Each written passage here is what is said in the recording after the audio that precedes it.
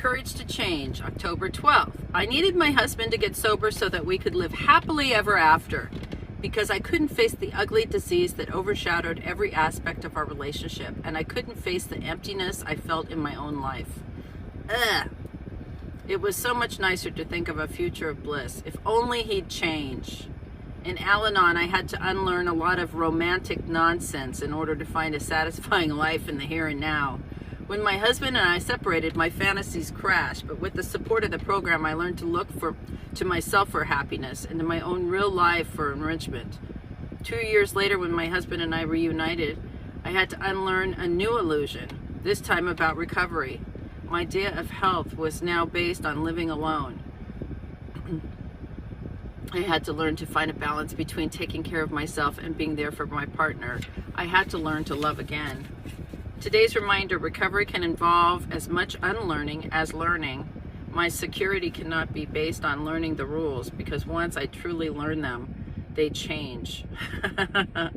With my higher power's help, I will find some security in being exactly where I am today.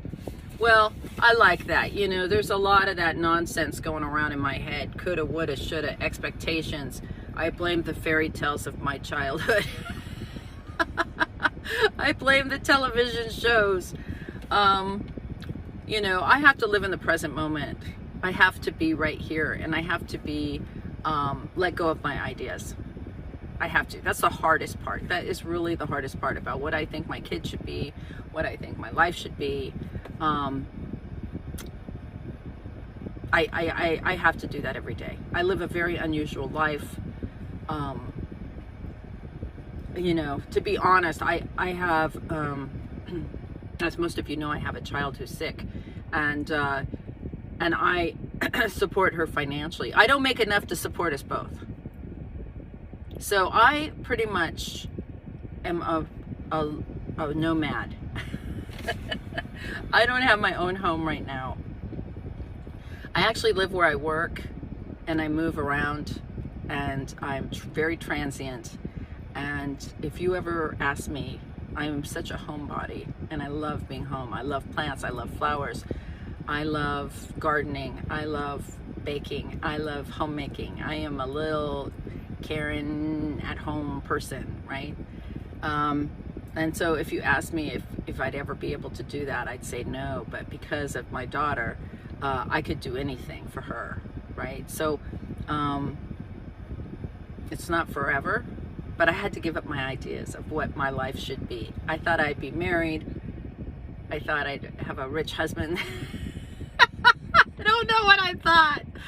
Oh, I didn't think I'd have a sick child, right? I mean, life deals you a hand of cards, and you have to play them, right? You play the cards you're dealt. You can sit around and cry about the cards you got, but you're going to get out of the game. You're out of the game. You know, you get out.